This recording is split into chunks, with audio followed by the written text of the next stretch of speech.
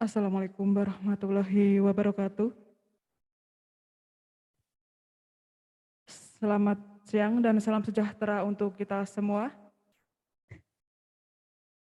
Yang terhormat, Kepala Lembaga Pemasyarakatan Kelas 2B Tuban, yang kami hormati seluruh jajaran pejabat struktural Eselon 4 dan 5 yang telah hadir pada siang hari ini, serta yang kami hormati seluruh pegawai lapas kelas Tuban, baik yang hadir secara virtual maupun yang hadir secara langsung di ruang rapat lapas kelas 2B Tuban dalam acara sosialisasi Permenkumham nomor 7 tahun 2022 tentang syarat dan tata cara pemberian remisi, asimilasi, cuti mengunjungi keluarga, pembebasan bersyarat, cuti menjelang bebas, dan cuti bersyarat pada lapas kelas 2B Tuban.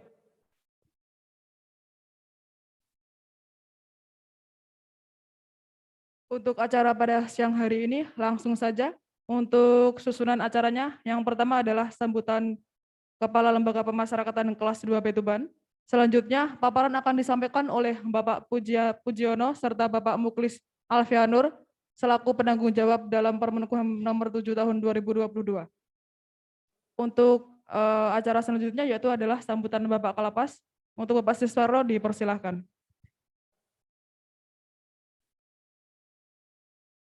Terima kasih. Assalamualaikum warahmatullahi wabarakatuh. Selamat siang dan salam sejahtera buat kita semua yang kami hormati, seluruh pejabat administrasi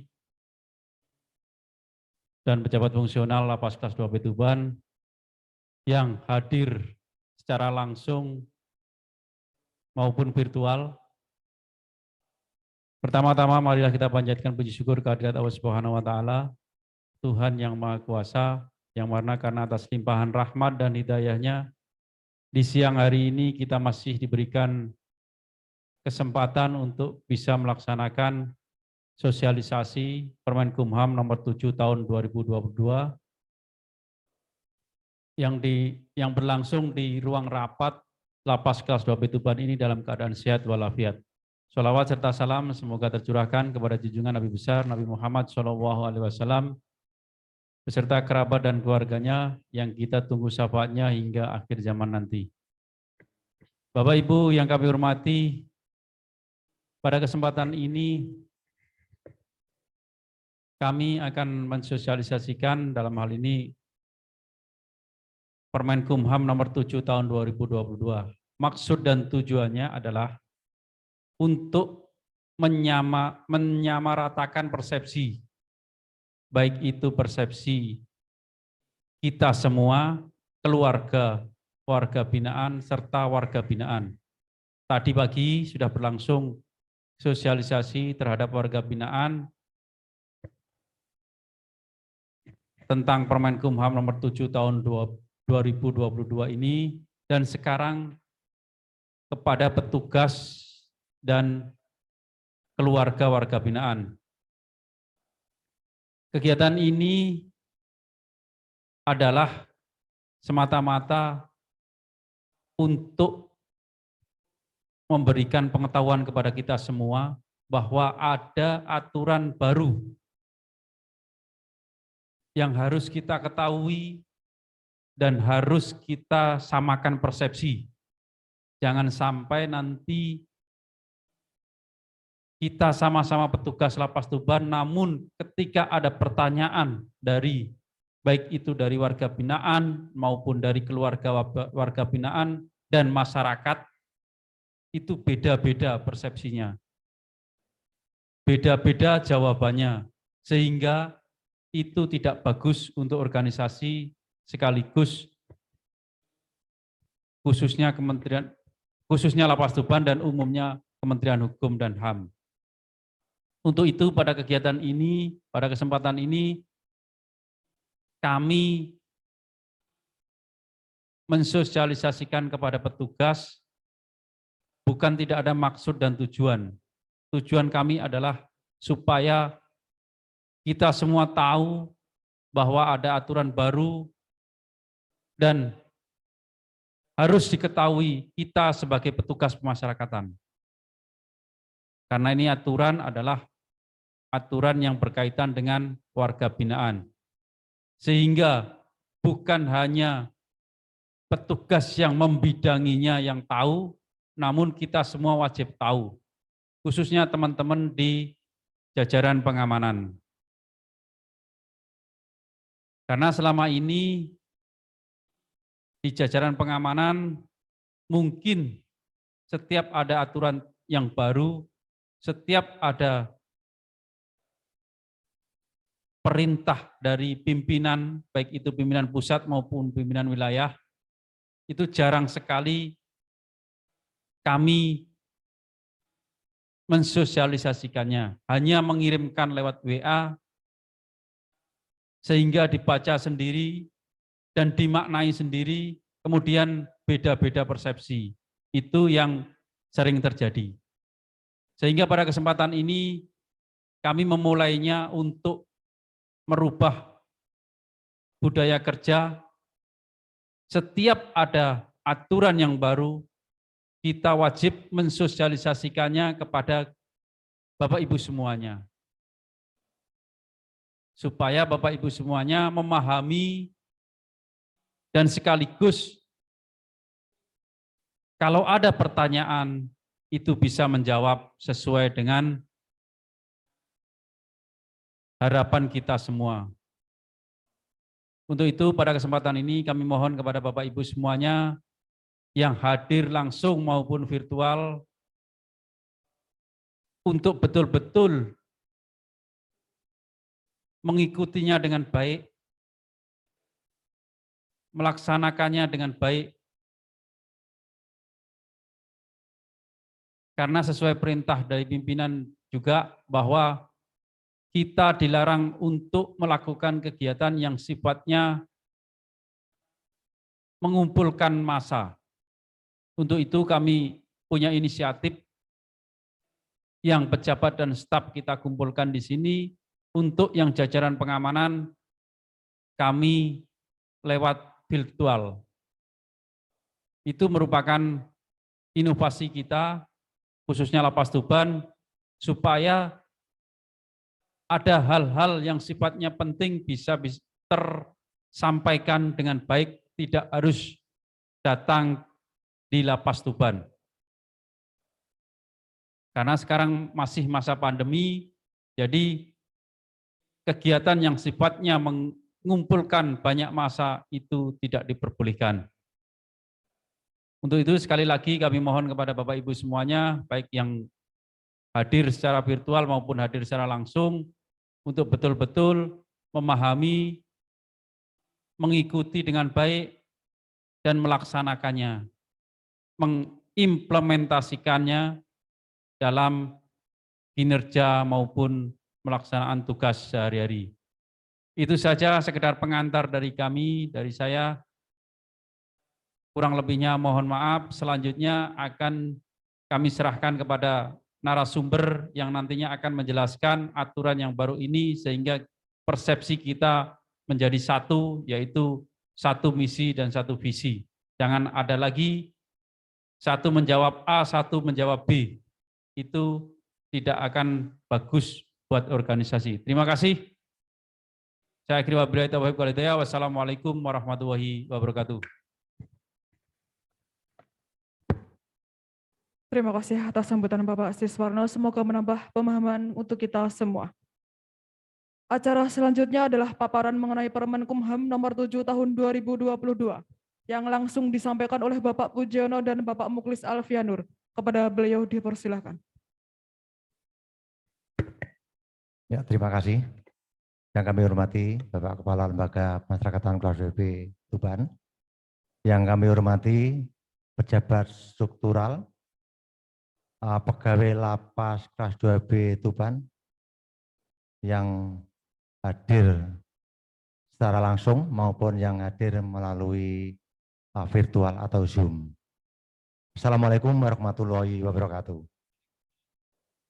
Sebelum kegiatan sosialisasi kita lanjutkan, terlebih dahulu saya mohon maaf yang semula untuk kegiatan sosialisasi yang rencana diadakan pukul 11 karena ada kegiatan mendadak secara virtual, yaitu sosialisasi P2HAM. Maka untuk kegiatan sosialisasi Permenkumham nomor 7 tahun 2002 kita undur pukul 13.00. Dari kegiatan sosialisasi Permenkumham nomor 7 tahun 2022 adalah perubahan Permenkumham nomor 3 tahun 2018, yaitu tentang syarat dan pemberian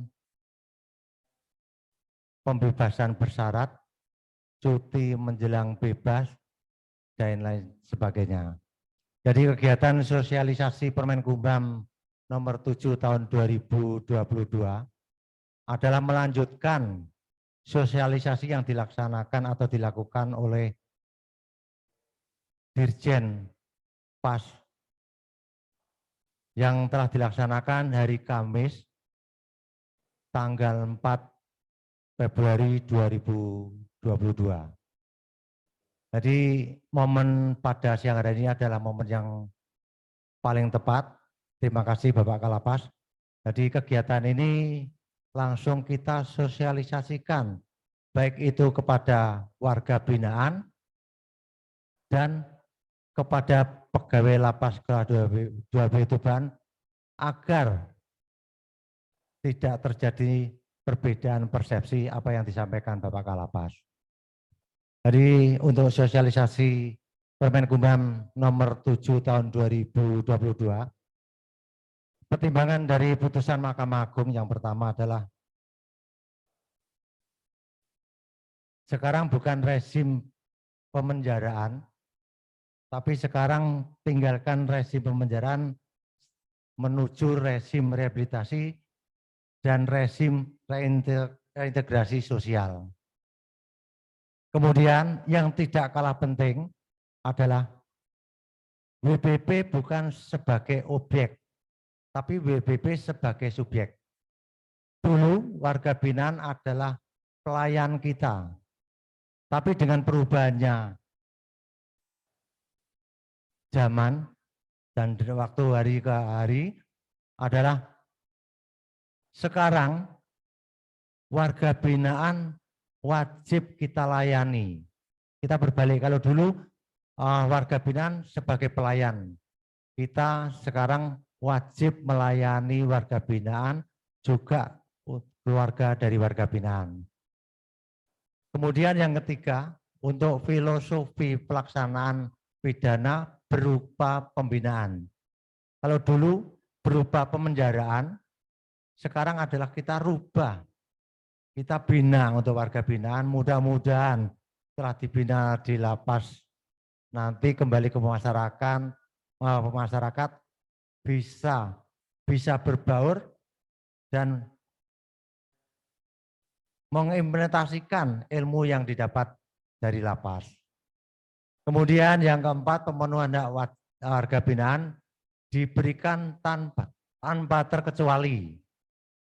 Kemudian yang kelima, pemenuhan hak WBP tidak bersifat diskriminatif. Jadi alhamdulillah untuk Lapas Tuban, untuk pemenuhan dan pelayanan untuk warga binaan tidak ada yang diskriminatif, semuanya sama, tidak ada pembedaan. Kemudian yang keenam, untuk syarat tambahan pemenuhan hak dikonstruksikan sebagai rewet. Selanjutnya, untuk yang ketujuh, pemenuhan hak warga binaan merupakan otoritas penuh dari Direktorat Jenderal Pemasyarakatan. Kemudian untuk penilaian WBP dalam rangka pemenuhan hak warga binaan dimulai sejak yang bersangkutan menyandang status warga binaan. Jadi ada dua kategori untuk warga binaan kita. Yang pertama adalah warga binaan titipan, yang kedua adalah warga binaan yang sudah menyandang status warga binaan dengan kekuatan hukum tetap. Jadi itu pertimbangan dari putusan Mahkamah Agung. Lanjut, Pak Gigi.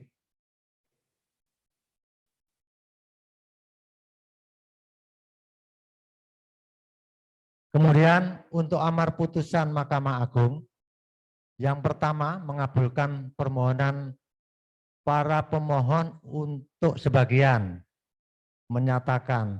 Jadi untuk PP 99 itu cuman ada perubahan dari pasal, aturannya sama.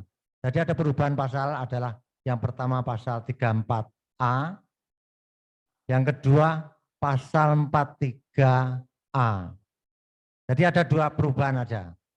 Untuk yang lainnya tetap sama. Yang membedakan cuma ada pasal 34A dan pasal 43. Lanjut, Mas Gigi.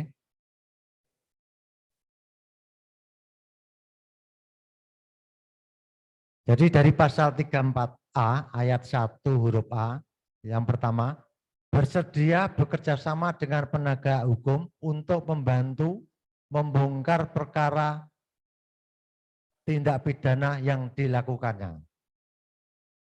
Kemudian pasal 34A ayat 3 berbunyi, kesediaan dan bekerja sama sebagaimana dimaksud pada ayat 1 huruf A harus dinyatakan secara tertulis dan ditetapkan oleh instansi penegak hukum sesuai dengan ketentuan peraturan perundang-undangan. Jadi pasal 34A itu dengan instansi yang berkaitan adalah penegak hukum, Polres dan Kejaksaan. Jadi untuk pasal 34A itu salah satunya adalah justice kolaborator. Jadi perubahannya cuma dari pasal 34A dan pasal 43A. Kemudian dari pasal 43A bersedia bekerja sama dengan penegak hukum untuk membantu membongkar perkara tindak pidana yang dilakukan. Kemudian yang pasal 43A ayat 3, kesediaan untuk bekerja sama sebagaimana dimaksud pada ayat 1 huruf A harus dinyatakan secara tertulis oleh instansi penegak hukum sesuai dengan ketentuan peraturan perundang-undang. Jadi bunyi pasal 43A dengan pasal 34A hampir ada kesamaan. Jadi tiap warga binaan dari pasal 34A dan 43A harus bersinergitas dengan pihak ketiga. Wajib membongkar atau membantu khususnya untuk peredaran narkoba. Dengan adanya peraturan yang baru, untuk pasal 34A, salah satunya adalah justice kolaborator. Jadi warga binaan yang tersandung atau berperkara masalah PP 99 tidak diwajibkan lagi dipersyaratkan justice kolaborator. Kalau dulu salah satu untuk mendapatkan hak mereka harus ada syarat justice kolaborator dari pihak kepolisian ataupun dari pihak kejaksaan. Dengan aturan PP yang baru nomor 7 tahun 2022 untuk narapidana PP 99 khususnya yang narkoba tidak perlu dengan syarat justice kolaborator. Jadi hak mereka setelah menjalani minimal 6 bulan itu bisa mendapatkan hak mereka remisi. Jadi perbedaannya cuma itu. Jadi perubahan aturan dari nomor 3 tahun 2018 dan Permen Kumham nomor 7 tahun 2002 perbedaannya cuma dari pasal kedua itu, pasal 34A dan pasal 43. Adapun materi perubahan yang pertama syarat remisi untuk tindak pidana umum tidak ada perubahan, tetap berkelakuan baik. kemudian telah menjalani masa pidana lebih dari 6 bulan. Kemudian tidak sedang menjalani hukuman disiplin. Yang selanjutnya mengikuti program pembinaan dengan predikat baik. Sebelum melaksanakan sosialisasi kepada pegawai lapas kelas 2B Tuban, tadi pukul 8 saya beserta KKPLP telah mensosialisasikan Permen Kumham nomor 7 tahun 2022 kepada warga binaan. Jadi sudah saya sampaikan perubahan dari pasal 2 tersebut, kemudian hak mereka untuk mendapatkan remisi ada 4 poin itu harus terpenuhi. Salah satunya itu adalah mengikuti program dari lapas pembinaan kepribadian. Tadi sudah saya sampaikan kepada warga binaan, itu adalah tolak ukur mereka untuk mendapatkan remisi. Kalau mereka tidak mengikuti kegiatan pembinaan kepribadian yang beragama Islam, harus mengikuti kegiatan pengajian. Kebetulan di lapas kelas 2B Tuban ada kegiatan fasolatan, kemudian Iqra dan Al-Quran. Kalau mereka tidak mengikuti kegiatan itu, dalam aplikasi absensi nanti ketahuan. Tadi sudah kami sampaikan kepada warga binaan, jangan menuntut hak mereka saja, tapi harus dipenuhi kewajiban mereka. Salah satunya adalah program pembinaan kepribadian. Karena itu salah satu penilaian tolak ukur untuk pemberian remisi. Jadi pada Bapak Ibu sekalian pegawai lapas kelas 2B Tuban, jadi agar tidak ada perbedaan persepsi, salah satunya ini bisa disampaikan kepada warga binaan, saling mengingatkan khususnya kepada teman-teman regu pengamanan. Karena yang banyak berbaur, berkumpul dengan warga binaan, itu teman-teman dari pengamanan. Jadi jangan sampai nanti ada perbedaan persepsi. Jadi tujuan dari Bapak Kalapas kita kumpulkan, jadi biar kita satu suara. Jadi jangan sampai si A menjelaskan di luar koridor aturan yang sudah ditentukan. Jadi dengan adanya ini kita semua mengetahui aturan dari Permen Kumham nomor 7 tahun 2022 tentang perubahan 2 pasal kaitannya dengan PP 99. Jadi saya selaku penanggung jawab untuk pembinaan Lapas kelas 2B Tuban khususnya untuk warga binaan, saya terima kasih kepada Bapak Kalapas. Dengan adanya sosialisasi ini, beban tugas dari jajaran Binadik agak berkurang karena mau nggak mau dari teman-teman khususnya dari staf juga regu pengamanan itu membantu mensosialisasikan kepada warga binaan Lapas kelas 2B Tuban.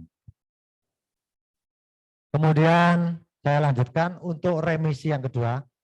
Syarat remisi terkait pidana PP 99 berlaku ketentuan pasal 34A ayat 1 PP 99.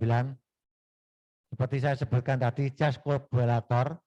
Jadi dengan adanya aturan PP nomor 7 tahun 2022 tidak berlaku lagi kelengkapan jas kolaborator atau DC dari pihak terkait. Back kembali Mas Kiki. Ya ini.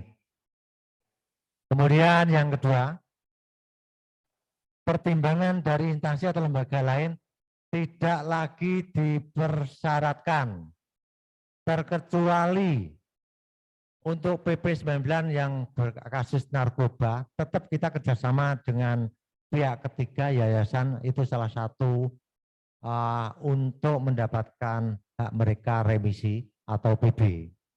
Jadi alhamdulillah kita lapas kelas 2B Tuban sudah bekerja sama dengan yayasan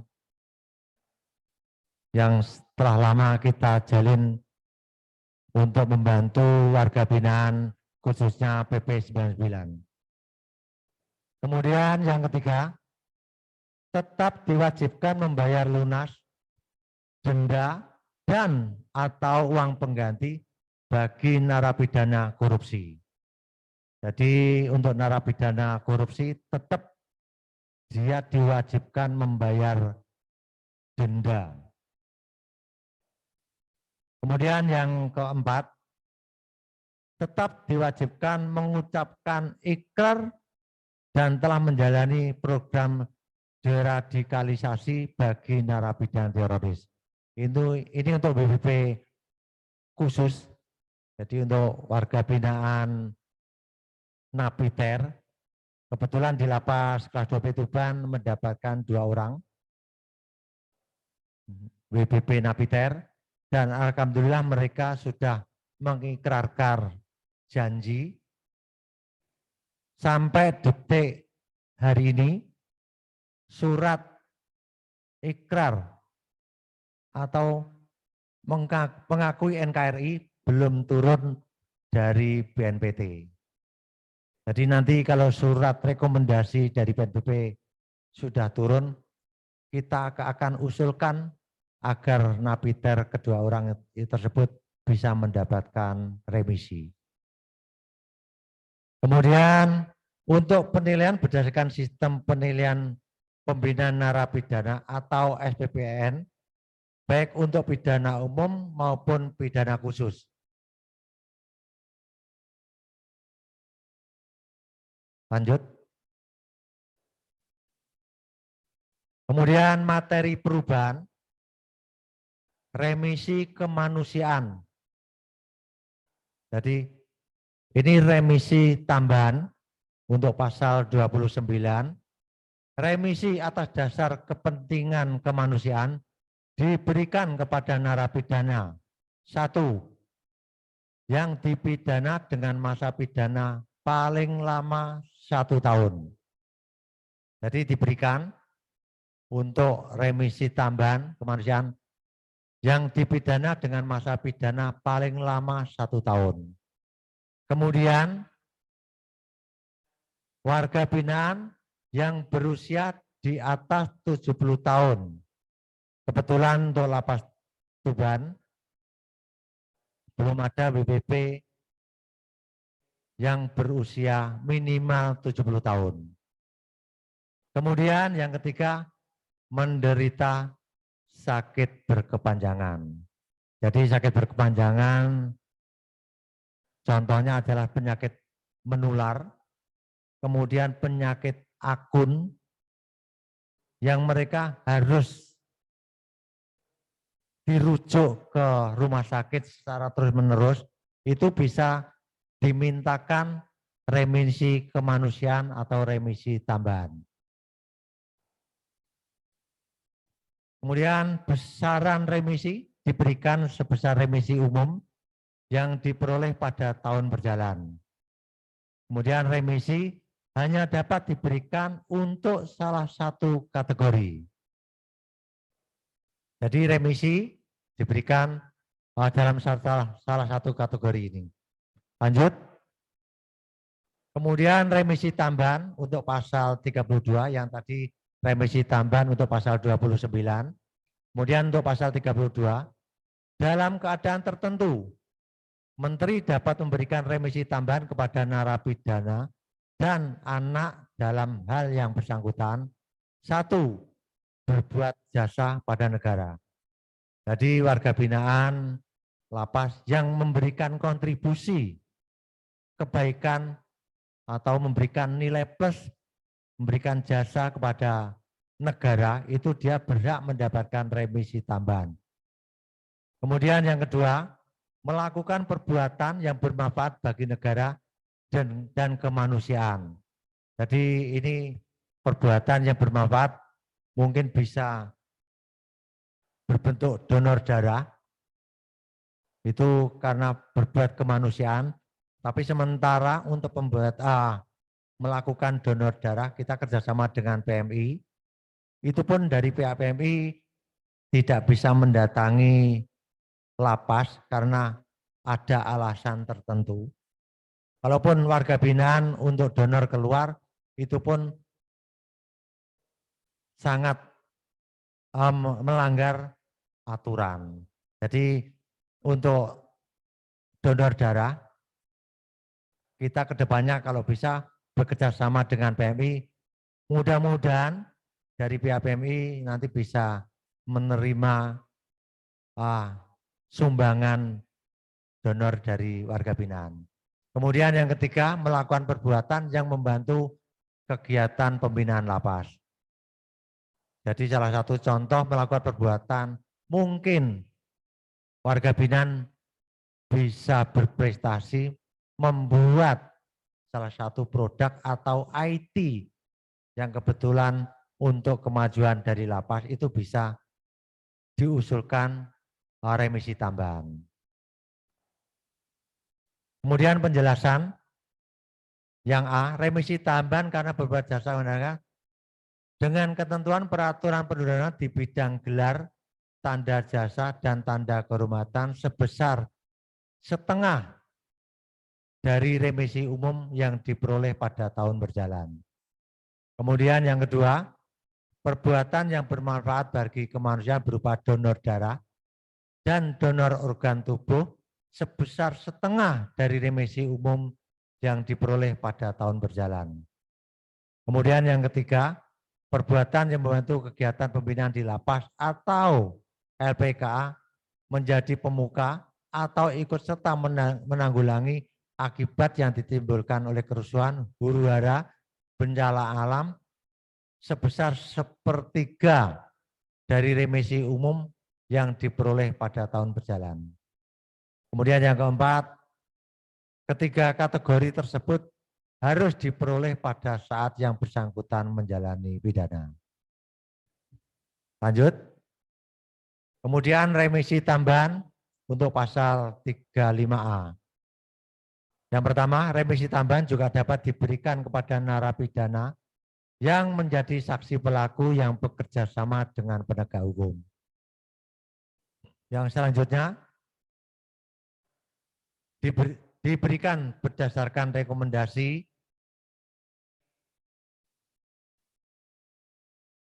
balik Mas. Diberikan berdasarkan rekomendasi dari pimpinan lembaga yang membidangi perlindungan saksi dan korban yang berlaku 1 kali selama menjalani masa pidana. Kemudian yang ketiga, remisi tambahan ini diberikan 1 kali selama masa pidana sebesar setengah dari remisi umum pada tahun berjalan. Lanjut. Kemudian materi perubahan untuk pengusulan remisi karena keterlambatan administrasi. Yang pertama diatur di dalam pasal 27A ayat 1, 2, 3, dan 4. Kemudian yang kedua, bagi narapidana dan anak yang telah memenuhi syarat dan belum pernah diberikan remisi, dapat diberikan melalui mekanisme usulan-usulan. Jadi warga binaan yang kebetulan belum diusulkan, nanti dengan ada perubahan ini nanti bisa diusulkan remisi. Contoh adalah remisi untuk Lebaran atau Agustus. Itu nanti kita usulkan untuk remisinya. Yang ketiga, besaran remisi pasal 4 dan pasal 5 Kepres nomor 174 tahun 1999. A.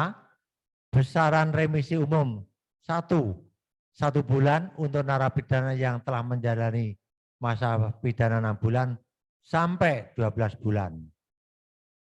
Yang kedua, 2 bulan untuk narapidana yang telah menjalani masa pidana 12 bulan ataupun lebih.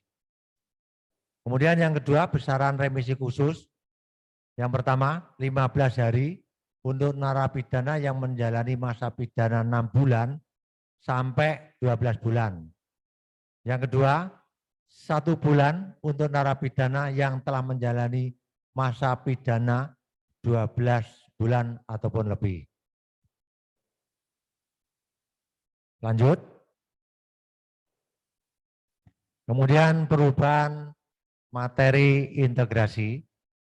Jadi syarat integrasi untuk tindak pidana umum tidak ada perubahan. Untuk PB tetap sesuai mengacu pada aturan yang lama menjalani 2/3 masa pidana paling lambat atau paling singkat 9 bulan. Berkelakuan baik, kemudian telah mengikuti program pembinaan dengan baik, seperti yang saya sampaikan yang pertama tadi. Kemudian masyarakat dapat menerima. Itu kaitannya nanti kerjasama dengan pihak Bapas, dengan asesmen kepada masyarakat wilayah warga binaan berdomisili. Kemudian syarat integrasi terkait tindak pidana pada PP 19 berlaku ketentuan jas kolaborasi tadi, pertimbangan dari instansi tadi sudah saya sampaikan, tetap diwajibkan membayar lunas, kemudian untuk napiter khusus diwajibkan mengucap ikrar, kemudian penilaian berdasarkan SPPN, kemudian masih ada perkara lain dipersyaratkan untuk PB, CMK, CB, CMB dibuat dalam Litmas. Lanjut. Kemudian materi perubahan untuk pencabutan asimilasi dan integrasi. Pencabutan sementara oleh Kepala Bapas dihapus. Jadi untuk pencabutan asimilasi dan integrasi itu tetap yang berhak mencabut adalah Kalapas. Karena yang mengusulkan adalah Kalapas, tetap yang berhak mencabut nanti Lapas dengan permohonan minta bantuan dari PK dari Bapas. Kemudian selama proses usulan pencabutan asimilasi dan integrasi, pembimbing dihentikan namun tetap dilaksanakan pengawasan oleh Kepala Bapas. Jadi selama pencabutan asimilasi, pengawasan tetap dilakukan khususnya oleh Kepala Bapas. Kemudian yang ketiga, Kepala Bapas wajib mengembalikan klien yang dikenakan pencabutan ke dalam lapas atau rutan. Jadi kalau ada warga binaan yang mendapatkan integrasi atau asimilasi dan mengulangi kejahatan lagi, seperti dalam materi perubahan pencabutan asimilasi, tadi berhak dalam pengawasan dari pihak Bapas. Kemudian yang keempat, upaya mengembalikan klien dapat berkoordinasi dengan pihak kepolisian. Lanjut. Demikian sosialisasi Permenkumham nomor 7 tahun 2022. Jadi saya melanjutkan atau meneruskan apa yang disampaikan dari Dirjen sosialisasi Permenkumham nomor 7 tahun 2022. Jadi pada kesempatan siang hari ini kita sosialisasikan khususnya kepada warga binaan apa aturan Permenkumham nomor 7 tahun 2022. Dengan aturan ini, dengan adanya sosialisasi, warga binaan sudah tahu maksud dari PP 99. Kalau kemarin dengan dicabutnya PP 99 sebelum adanya sosialisasi, itu angin segar buat warga binaan. Dia meraba-raba apa isi dari PP 99. Saya selaku divisi Binadik juga belum bisa menyampaikan warga binaan dengan adanya PP 99. Dengan terbitnya PP nomor 7 tahun 2022, tadi sudah saya sampaikan, cuman perubahannya adalah dua pasal 34A dan pasal 43A. Jadi yang memberikan angin segar kepada warga binaan adalah dicabutnya kelengkapan jas kolaborator atau DC. Jadi itu adalah memberikan hak mereka. Bagaimanapun dengan adanya DC itu akan membelenggu warga binaan. Kalau mereka tidak mengurus jas kolaborator, itu dia berhak mendapatkan remisi setelah menjalankan sepertiga dari masa hukuman. Dengan dihapusnya DC ini, setelah menjalani masa hukuman 6 bulan lebih, mereka akan tetap mendapatkan hak mereka untuk remisi. Jadi itu yang bisa kami sampaikan untuk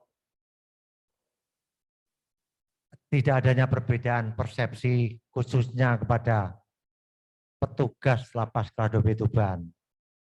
Dengan adanya sosialisasi, mudah-mudahan kita semua, khususnya petugas lapas kelas 2B Tuban, bisa memberikan penjelasan warga binaan yang masih belum jelas yang kaitannya dengan PP 99. Jadi itu yang bisa kami sampaikan. Mungkin dari Mas Alfian bisa menambahi. Jadi dari saya cukup. Apabila dalam penyampaian kurang berkenan dari Bapak dan Ibu sekalian, saya mohon maaf dan saya tutupi. Assalamualaikum warahmatullahi wabarakatuh. Mungkin Mas Alfian bisa menambahi, monggo. Mungkin Pak Alfian mau menambahi dulu. Oke, mungkin saya beri kesempatan kepada Bapak Ibu sekalian, baik yang langsung hadir, baik melalui Zoom atau virtual, barangkali ada yang dipertanyakan, monggo.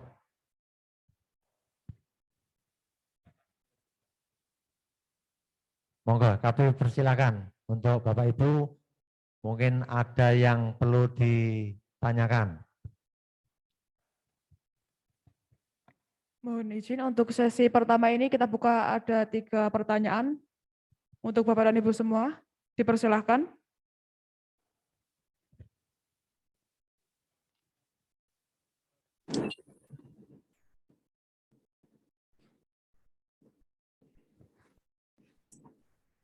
Dipersilakan untuk Bapak Angger. Angger mati.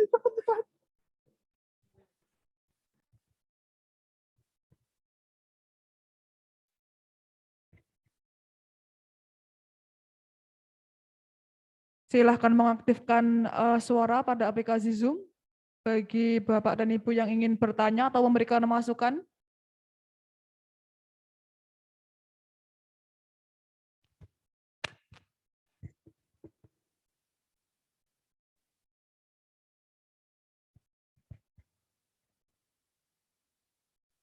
Kita buka satu sesi untuk 3 pertanyaan dulu, nggih. Untuk Bapak Alek, Bapak Angger, serta Bapak Sugeng Rianto.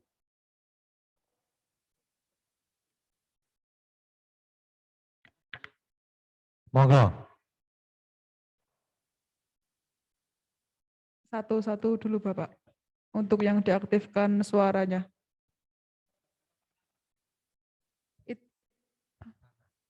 Monggo, Mas Farnas. Untuk suaranya dulu Bapak.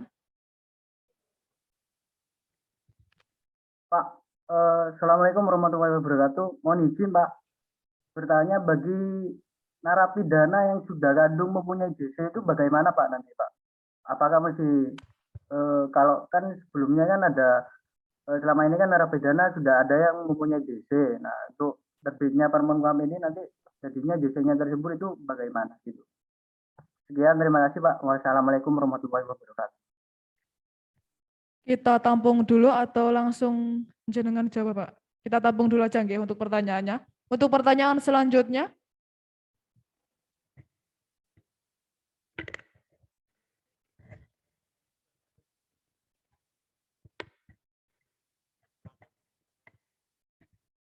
monggo untuk Bapak Puji yang ingin menjawab pertanyaan dari Bapak Farnas. Ya, terima kasih Mas Farnas. Jadi masukan yang bagus.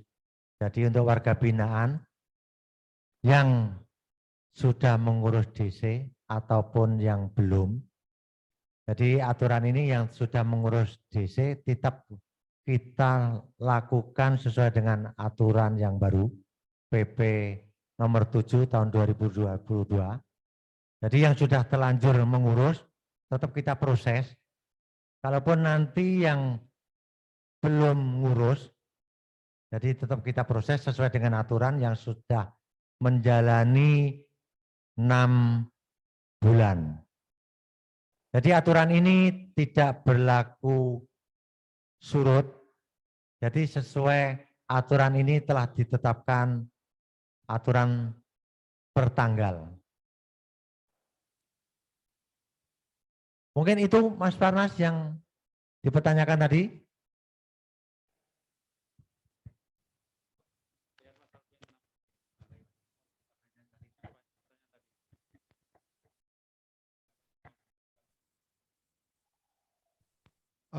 Mohon izin menjawab karena peraturan ini tidak berlaku surut, jadi yang sudah mengurus tetap bisa kita yang sudah mengurus. Jadi dari awal kita bisa upayakan untuk dapat remisi dari 6 bulan pertama. Jadi yang belum mengurus ini ada perhitungan, contoh perhitungan di materi pengusulan remisi karena keterlambatan administrasi. Ada. Di situ ada contohnya, yaitu sekiranya dia ditahan per bulan, per tahun 2020, dia diusulkan dari tahun 2021-nya. Nanti saya share contoh perhitungannya di grup lapas. Untuk yang tahun pertama dari 2015, yang bisa diusulkan juga dari mulai tahun 2021 juga. Itu pun besarannya sesuai yang didapat dari tahun pertama, bukan dari tahun terakhir. Dari RU dan RK-nya, remisi umum dan remisi khususnya. Nanti saya share contoh perhitungannya di grup lapas, supaya semua jelas. Terima kasih. Apakah ada tambahan atau masukan dari Bapak Farnas terkait pertanyaan yang tadi?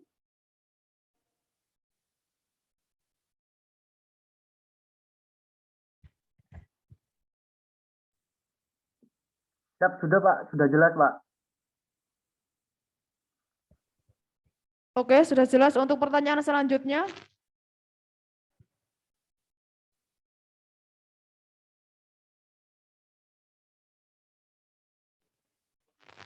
Mas Sugeng Rianto, dipersilakan.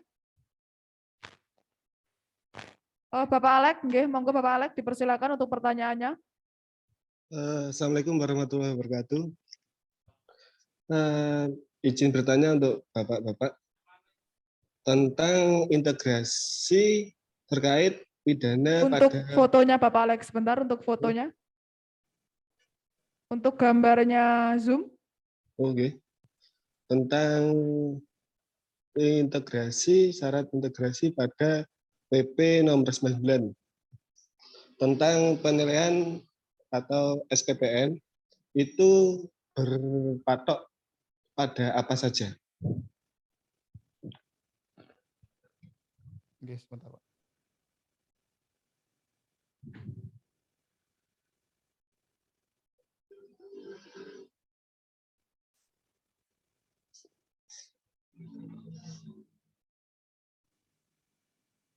Ini ada slide terkait SPPN.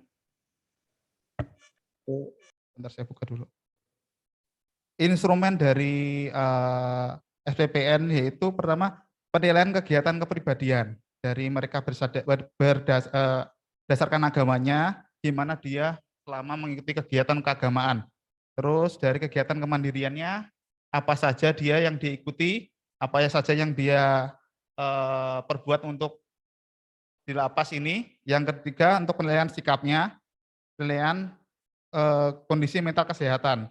Yang bersangkutan apakah selama mengikuti kegiatan pembinaan ada masalah, sakit dan lain-lain, itu jadi bahan pertimbangan juga untuk SPPN-nya. Ada tambahan lagi, Pak Alek?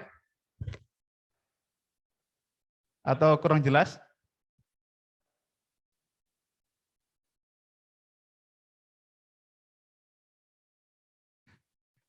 Hilang.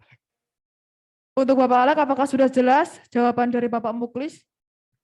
Pak, untuk penilaian kepribadiannya, jadi itu dari pengamatan petugas yang ada di lapangan atau dari penilaian lain? Iya, ini kan kita juga ada yang namanya perwalian ya Mas ya. Jadi selama kegiatan ini, peran wali di lapas ini sangat-sangat penting karena tidak mungkin saya bisa menilai semua narapidana. Jadi dari kegiatan atau untuk pelaksanaan integrasi, peran wali itu sangat penting. Jadi yang nilai apakah yang bersangkutan layak untuk diberikan integrasi atau lain-lain dari walinya, wali pemasyarakatan. Ya, sudah cukup untuk penjelasannya. Terima kasih, Pak Alfian.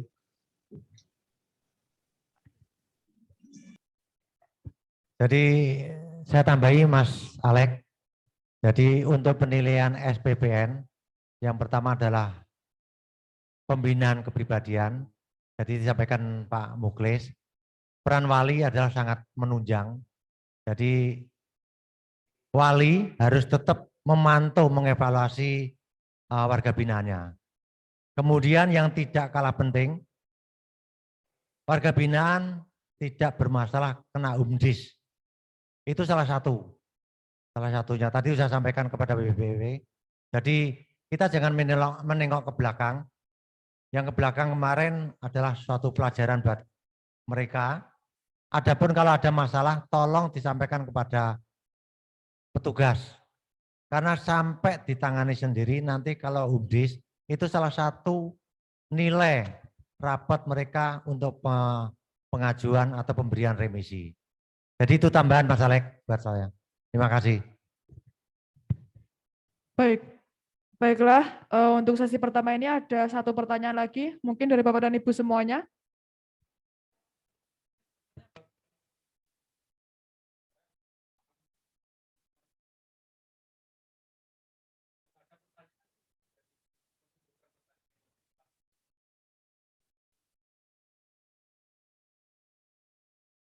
Silakan Bapak. Pak, mohon Jelaskan izin dulu, Pak.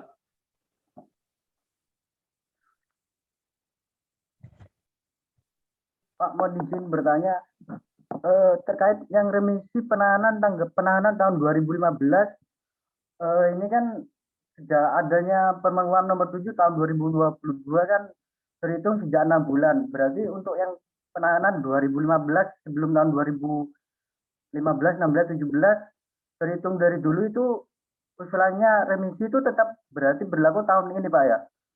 Atau enggak per 21, berarti 6 bulan sejak 2015 penahanan itu yang remisi yang dulu tidak diusulkan berarti Pak ya? Izin Mas, ini kalau dulunya yang bersangkutan ada yang namanya pengantar JC dari kita. Jadi dari sepertiga dihitung. Jadi dulu sepertiga dia selama sepertiga di sini kita sudah usulkan. Jadi itu cuma contoh saja Mas di situ. Tapi kalau yang bersangkutan di sini nggak punya JC, kita tetap usulkan dari sepertiganya, Mas. Dari sepertiga dia di sini, kita udah usulkan untuk dapat remisi. Dan alhamdulillah dari sepertiga rata-rata di sini mayoritas sudah dapat remisi dari awal. Cuman karena di PP ini tidak berlaku surut, jadi yang bisa diusulkan hanya dari remisi 2021 saja. Kalau yang bersangkutan punya JC, dari 6 bulan pertama sudah dapat remisi. Tapi kalau yang bersangkutan tidak punya JC, dari sepertiga sudah dapat remisi. Contoh kasus, mungkin yang bersangkutan dapat vonis 6 tahun. Dia dari 2 tahun sudah kita usulkan untuk dapat remisi. Jadi sekiranya dia ditahan dari tahun 2015, 2017 sudah otomatis dapat remisi dari sini. Itu masih berlaku dari PP 99 karena kita ada yang namanya pengantar JC jadi turun jadi PP 28. Seperti itu, Mas. Bagaimana Bapak Farnas? Siap, sudah Pak, sudah jelas Pak. Terima kasih Pak ya. Oh iya, sama-sama, Mas. Satu pertanyaan lagi.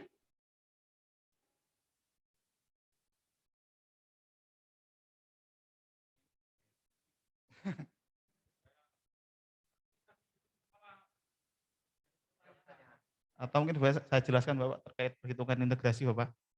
Sambil nunggu pertanyaan. Mohon izin sebelumnya, ini karena ada beberapa mungkin pengalaman saya, ketika di rumah itu banyak tetangga yang bertanya, kapan bisa mengurus, karena tidak menutup kemungkinan jenengan semua juga pasti bakal ditanya kapan pengurusan tersebut. Karena kan enggak saya rasa di sini juga ada beberapa yang belum paham tentang mulai mengurus PB. Saya review ulang, mohon izin Bapak Kalapas, masa pemidanaan itu kita dibagi menjadi 3, yaitu pada masa sepertiga atau masa maksimum security. Jadi di masa sepertiga ini yang bersangkutan atau narapidana tidak bisa dipekerjakan atau hanya untuk lebih ke perawatan saja yang pertama. Baru mulai dari sepertiga ke setengah atau menuju masa asimilasi yang bersangkutan mudah mulai dikenalkan dengan kegiatan seperti ngaji dan lain-lain. Dari setengah menuju ke 2/3 ini persiapan menuju ke integrasi. Dari 2/3 menuju ke 3/3 atau itu disebut masa integrasi atau bisa bebas. Jadi untuk pengurusan tersebut bisa dapat dari masa setengahnya, Pak. Jadi dari masa setengah itu bisa mengurus yang namanya litmas. Jadi saya ambil saja, seumpama ini pidana umum, dipidana selama 6 tahun. Dari tahun pertama sampai tahun kedua ini yang bersangkutan masih masa maksimum security. Jadi belum bisa untuk keluar dan lain-lain. Dari 23 menuju ke 3 tahun ini, persiapan dikenalkan dengan kegiatan pembinaan. Dari masa setengah ini sudah bisa untuk yang namanya asimilasi Bapak Ibu semuanya. Jadi dari setengah ini sudah mulai kegiatan-kegiatan bisa dikerjakan di luar dan lain-lain dengan pertimbangan dan atas dasar TPP. Jadi selama semisal 6 tahun, pidana 6 tahun, itu sepertiga dari setengah ini sudah bisa mengajukan litmas untuk persiapan ke masa integrasi tersebut.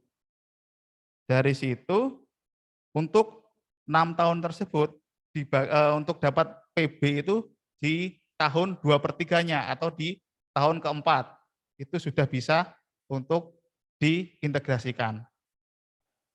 Semisal 6 tahun, jadi di setengahnya di angka 3 tahun tersebut sudah mulai pengusulan litmas, sudah mulai pengusulan. Nanti ketuk palunya di angka 2 tahun. Itu yang pidana umum. Untuk yang pidana khusus lebih spesifik lagi, karena di pidana khusus tersebut, semisal 6 tahun, itu di 2/3 baru bisa pengusulan untuk yang namanya asimilasi dengan pihak ketiga, pihak eksternalnya. Jadi selama masa 2/3 tersebut dibagi dua, yang setengahnya untuk asimilasi di dalam, yang setengahnya untuk integrasi. Jadi untuk PP 99 atau pidana khusus di sini untuk PB-nya lebih sedikit dapatnya. Jadi dapatnya cuma 5/6. Ada yang ditanyakan?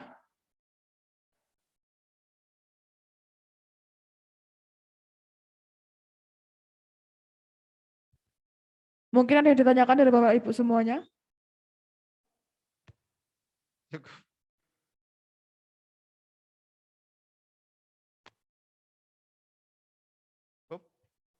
Ada yang bertanya kembali? Dipersilakan.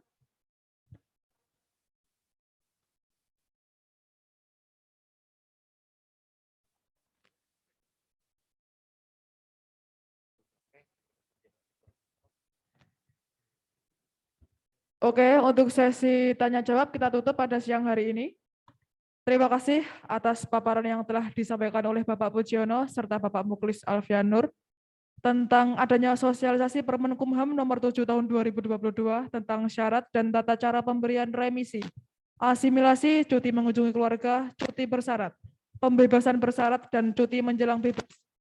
Diharapkan seluruh pegawai bisa lebih memahami aturan terbaru ini, sehingga tentunya kita akan dapat memberikan pelayanan secara maksimal dan satu persepsi baik kepada warga binaan maupun kepada masyarakat.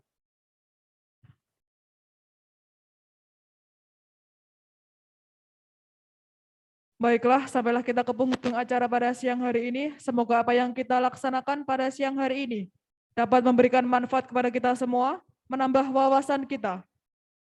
Terima kasih kepada seluruh pegawai yang sudah berkenan hadir, baik yang secara langsung maupun secara virtual pada siang hari ini. Akhir kata, wassalamualaikum warahmatullahi wabarakatuh. Sampai jumpa pada acara selanjutnya.